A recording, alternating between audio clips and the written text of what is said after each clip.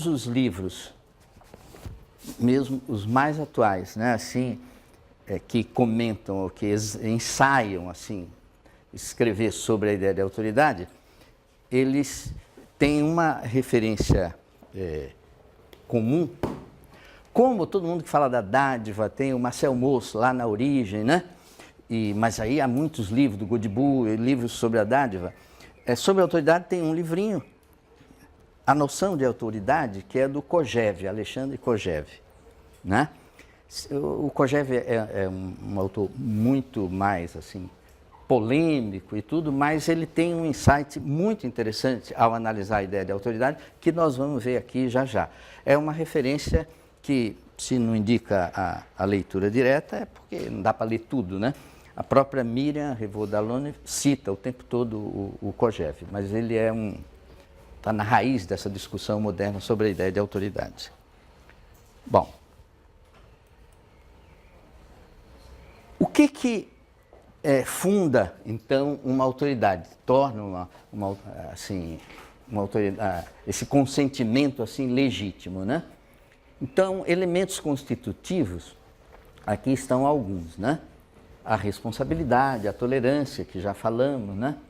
Mas a questão da criação. A autoridade institui. O Senado romano era a partir da sua autorização que a coisa se instituía e começava. O poder vinha lá do povo e era exercido pelo imperador, pelo o mandão, não é? Havia os cônsules, não é? E o que os cônsules? Cônsul vem de onde? De consultar. Os cônsules é que consultavam, né? Consultavam o Senado, consultavam os mandões e faziam esse meio de campo, né? Ser cônsul era estar nesse meio de campo. Mas, de qualquer forma, quer dizer, a coisa se iniciava formalmente, institucionalizadamente, a partir da autorização do Senado, né? Lá em Roma. Então, essa criação, essa iniciação e a responsabilidade decorrente por isso. Porque você começa uma coisa, um pai põe um filho no mundo, ele é responsável a vida toda. Não existe ex-pai, não é? É responsável, assim, irrevogável, não é? Como ele vai exercer essa responsabilidade, se vai furar e tudo, mas ele que pôs ali, né? Pai, eu digo os pais, né? E a autoridade que vem dos pais. Agora, um outro elemento fundamental, assim, é o âmbito, os limites, a existência do âmbito dos limites, não é? Esse consentimento a que a gente se refere, muito deles vem da competência, né? A associação com a competência. É difícil a legitimação ou a consolidação de uma autoridade num determinado âmbito em que a gente não vê a competência da pessoa, no sentido que tratamos aqui da ideia de competência, não é? O saber mobilizar, né? O que se sabe para realizar o que se projeta.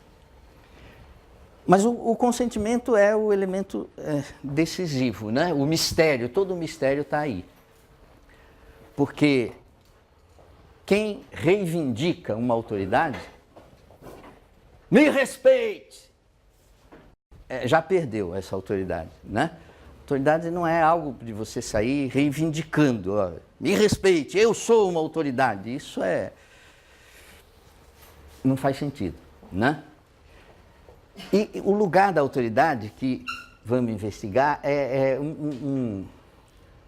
um insight interessante é esse. Ó. O exercício de uma autoridade é menos que uma ordem. Quem dá ordem não está exercendo uma autoridade, está exercendo um poder, né? A força e tudo. É menos que uma ordem, mas é mais que um conselho. E esse é o espaço. Porque o conselho, você não assume a responsabilidade, né? Você diz, ó, se eu fosse você, acho que eu faria isso, não sei o quê, mas você ainda está de fora, não é? Exercer autoridade é mais do que simplesmente dar um conselho, não é? Mas não pode chegar no nível de virar uma ordem, faça isso e acabou, né? Porque isso está descambando assim para o mero exercício do poder, né? As eleições, nós vamos discutir um dia aqui essa dinâmica, essa de legitimação que vem das eleições. É uma das questões que a gente vai discutir num dos próximos dias. Mas aqui, associada à ideia de autoridade, uma eleição legitima uma autoridade que já existia, mas não cria uma autoridade onde ela não existe. Por exemplo, houve um ano aí, década de 60 e tudo, que se elegeu Cacareco, não foi? Cacareco foi eleito o quê? Deputado estadual, Cacareco, né?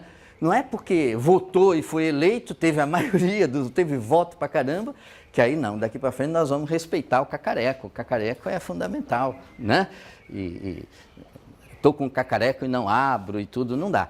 Eleição é fundamental para legitimar uma autoridade, mas não institui, né? Da mesma forma, uma comemoração é fundamental para consolidar valores, mas só comemorar não institui valores, não é? A gente precisa da comemoração, é manter na memória junto com os outros. Então, você faz a solenidade, comemora, explicita um valor, consolida um valor que já existe. Porque se o valor não existe, não há festa, não há comemoração que instale o valor, tá certo? E as eleições são, vamos dizer assim, comemorações, né, nessa consolidação de autoridades, não é? Então, claro que ser legítimo ou não depende da lei, legitimidade, depende de como as leis que regulam são constituídas, né? Mas isso é uma discussão para um outro dia.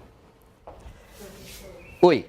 Na hora que você falou da questão da comemoração, eu lembrei quando eu era professora na escola e tinha o hábito para desenvolver projetos de cultura da paz ou algo do gênero, fazer o dia da paz, a festa da paz, aí as crianças ficavam lá com bexigas, todas vestidas de branco, e a paz, e a solidariedade, e não se trabalhava assim, um projeto, as relações, os conflitos, né, a mediação dos conflitos, e isso era uma das coisas que mais me angustiava. Eu falava pode fazer 10 festas, 10 dias da paz, 10 comemorações, e você não sai do lugar.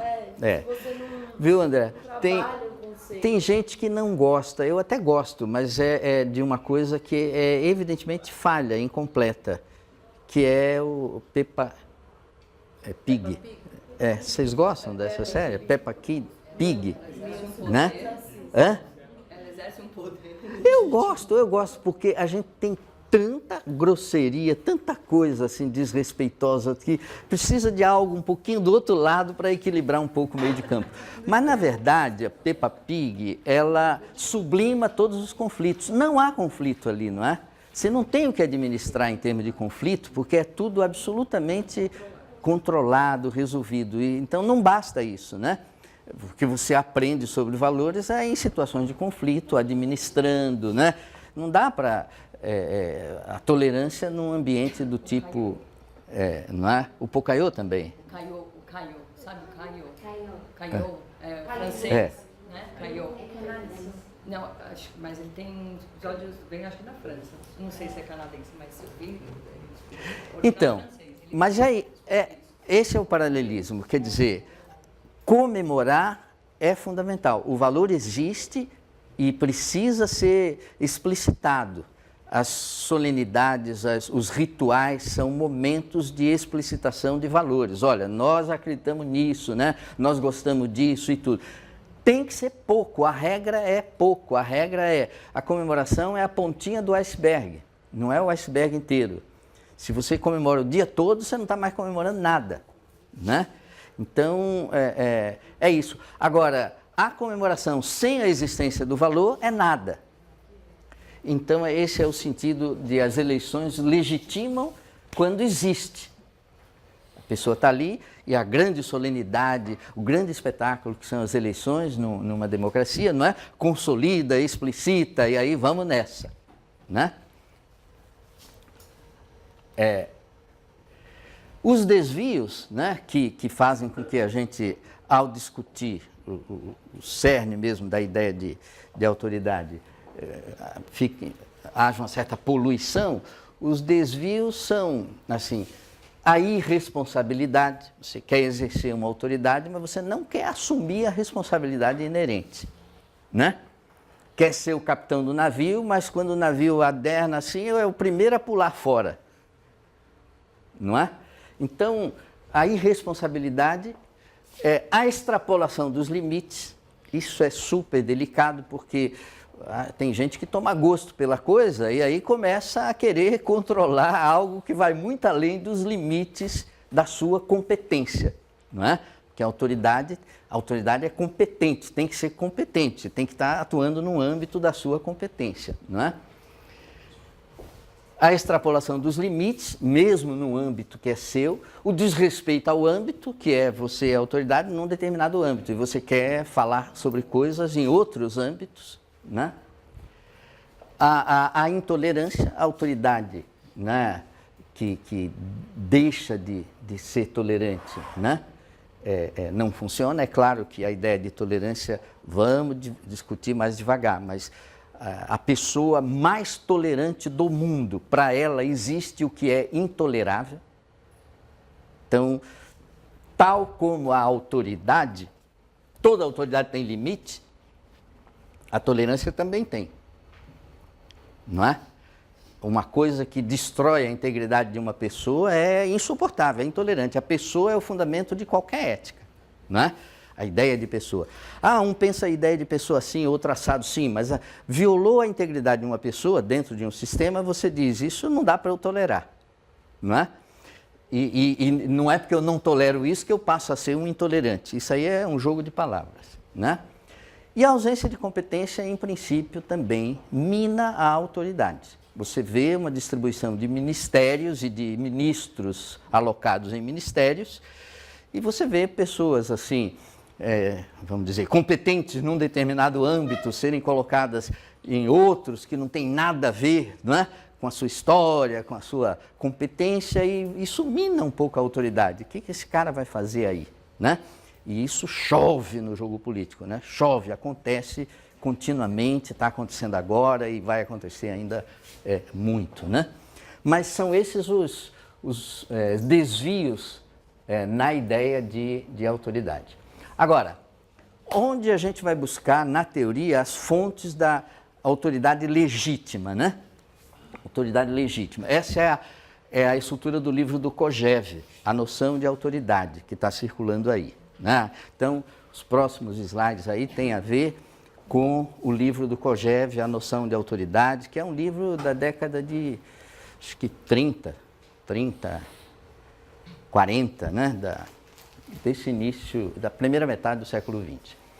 Então, uma fonte de legitimidade, naturalmente, é essa associada à responsabilidade pela iniciação, pela criação. É o tipo da responsabilidade de um autor ou responsabilidade do pai, né? De um autor, você escreve alguma coisa e põe para circular, você é responsável por aquilo.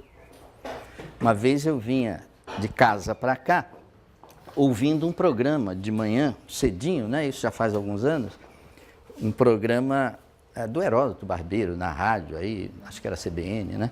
E um programa que ele fazia de manhã, e ele contou uma história interessante, com nome de pessoas e tudo. Um cara nos Estados Unidos que fez uma consulta formal à justiça americana se ele poderia publicar um texto, né?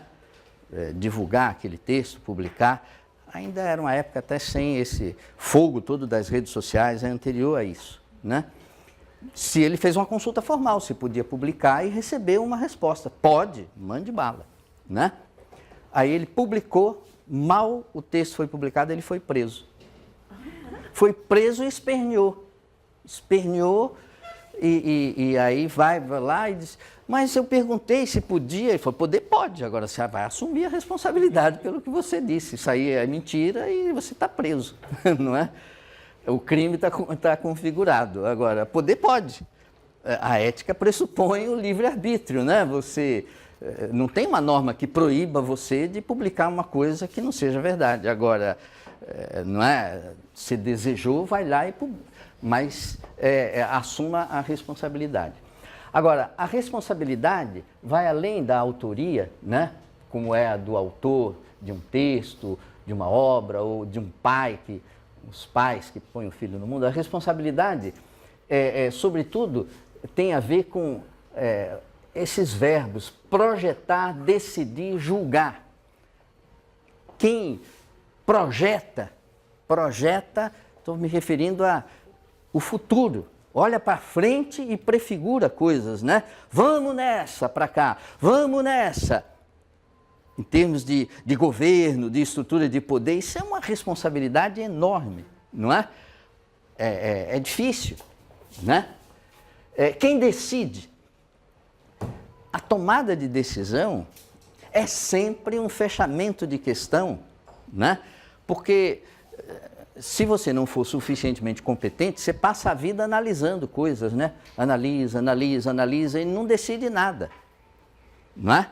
Isso daí é um desvio assim que você pode chamar de conformismo, quer dizer, você acha que é tão complicado fazer as coisas que você vai se conformando e deixando as coisas como estão, não é? Agora, é fundamental decidir, e muitas vezes a gente decide porque o tempo exige, acabou o meu prazo, eu tenho que tomar uma decisão, não é? Agora, aí há o risco de ser assim, de ser assado, é uma enorme responsabilidade decidir. E é a responsabilidade de quem julga. Nas religiões você encontra, não julgueis para não ser julgado. Sim, mas acontece que quando a responsabilidade não é sua. Quando a responsabilidade é sua, não é? Assim, na educação, pai, filho, na justiça, no exercício assim, da justiça, o juiz tem mais que julgar, não é? Ele não pode fugir a essa responsabilidade, né?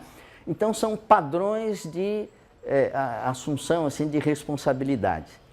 E a competência que, claro, tem que ir além da técnica e se relaciona com compromisso público.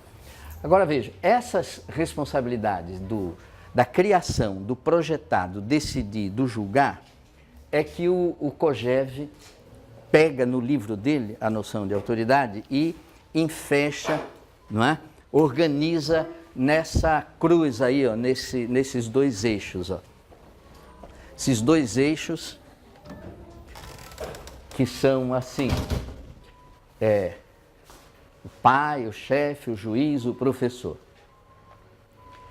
Ele diz, olha, a autoridade, em qualquer contexto que se exerça, a autoridade é um mix de 4 ingredientes. Quer dizer, um pai, ao exercer uma autoridade, ele é um pouco pai, um pouco juiz, um pouco professor, um pouco chefe. Um juiz, ao exercer uma autoridade, ele é um pouco pai, um pouco chefe, um pouco professor. Não é que são 4 tipos, assim, disjuntos, não é? Mas o exercício de uma autoridade tem, em diferentes níveis de participação, envolve esses 4 tipos de autoridade. A autoridade tipo pai é associada à responsabilidade pela autoria, pelo início, pela criação, pelo pontapé inicial. Então, em geral, uma autoridade relacionada com o passado, com a história, com o passado, né? A autoridade tipo professor tipo professor, não estou me referindo exclusivamente à ação do professor, né? É a do futuro, é de quem projeta e propõe coisas que estão ali na frente. Vamos nessa e vamos nessa, não é? Associada à educação. Há um risco em projetar sempre, não é? E em projetar aqui, em pensar no futuro, e esse risco, essa responsabilidade é um tipo de autoridade, né? E esses 4 elementos são a autoridade do chefe. Do chefe é ligada a alguma hierarquia que leva a gente a ter que tomar decisão. É uma autoridade premente do presente. Eu estou aqui e eu sou responsável, eu tenho que decidir, né? Essa decisão, sabe, o Weber dedicou um livro, né? Ciência e Política, a esse drama, né? Quando ele distingue aqui no Ciência e Política as duas éticas, né? A ética da convicção e a ética da responsabilidade. Você exercendo um cargo, você tem as suas convicções, os seus valores, as suas ideias pessoais, mas você não pode decidir exclusivamente baseado nisso. Você está num cargo representando uma função, né? Tem certas... responde por outras pessoas. Então a responsabilidade não é só com seu fundo insubornável, se você está numa posição exercendo uma autoridade, é responsável pelos outros, não é? O Jonas, o Hans Jonas, que vem da biologia e que tem o princípio responsabilidade, né, como fundador da ética, ele fala dessa responsabilidade não só com o presente, o imediato, como estamos falando aqui, mas o Jonas, na ideia de responsabilidade, ele estica para trás e para frente, né? Você tem que assumir responsabilidades com o futuro e responsabilidades com o que já foi, o passado, né? Então, não estamos aqui arrumando e pensando, por exemplo, sustentabilidade para poder a gente que está vivo aqui agora, nesse século, a gente sobreviver e dar tudo bem com a gente. É o futuro, não é? E os compromissos que a gente tem também com o que já foi. Mas então, essa autoridade do chefe é associada à premência, o presente, a premência da decisão, e a autoridade do juiz ao julgar, a autoridade tipo juiz, ela tem que estar fora do tempo, fora do passado, presente e futuro. Um juiz não pode tomar decisões baseadas em circunstâncias temporais. Não, mas hoje ele estava assim, né, com dor de barriga, então ele fez isso, é uma coisa... a autoridade do juiz tem que pressupor a imparcialidade, a eternidade, né? Não é hoje julgar uma coisa, amanhã a mesma coisa eu julgo diferente. A expectativa é o eterno enquanto dura, porque a norma pode mudar, né? Mas ao julgar, o juiz tem essa perspectiva. Pois bem, esses 4 elementos que são constituintes da ideia de autoridade no recorte do Kojève, quando a gente pensa em termos políticos, né, na organização do Estado, então essa repartição da ideia de autoridade que vem do Kojève, né, ela claro que a gente está falando da autoridade, está falando nesse nível, não está se resumindo ao nível do poder, nem ao da violência, da força, que é um monopólio do Estado, mas não estamos falando disso, não é? E estamos falando de princípios, e assim como na Revolução Francesa havia aqueles valores de liberdade, igualdade, fraternidade, referidos a esses âmbitos, igualdade perante a lei, liberdade no âmbito cultural, fraternidade no âmbito econômico, né? Assim também, juntamente com isso, havia um princípio de que o poder é perigoso, o poder tem que ser repartido. A repartição dos poderes é um princípio que vem daí, né? Montesquieu e tudo mais. Então, nessa repartição de poderes, vejam como ficou a coisa.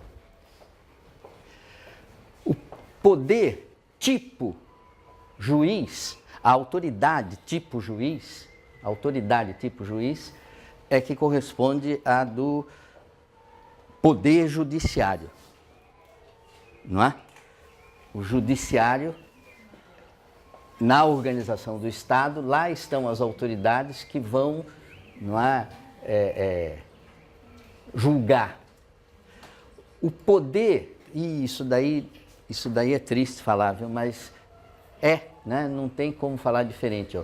O poder legislativo é que representa na organização do Estado o papel da autoridade tipo professor. Eu digo isso é triste porque o legislativo está com uma imagem terrível, mas é a função professor no exercício da autoridade é a do legislativo, que é de organizar o futuro, né? As leis que vão organizar o que vem. Autoridade tipo professor. E o executivo, a autoridade tipo chefe. Então, dos 4 elementos do COGEV, não é? Na Constituição da Democracia, a gente tem o juiz, o professor e o chefe no âmbito dessas 3 formas de exercício assim, da autoridade. Né? O pai, cadê o pai? Falta o pai, né? E cadê o pai? Na estruturação política, o pai ficou de fora. Na divisão política, não é? Republicana, aí o pai fica de fora. Não existe pai cívico, né? O Romano, o Roberto Romano, professor lá da Unicamp, né, de ética, ele escreveu isso uma vez, ó, na Veja. Aí, ó. De todas as metáforas, as mais graves são as comparações do pai com uma casa, do país com uma casa e dele com o pai. Na Constituição não há o cargo de pai do povo, não aceito que o presidente se defina como tal, meu pai já morreu e sou maior de idade, não quero um pai cívico, ponto.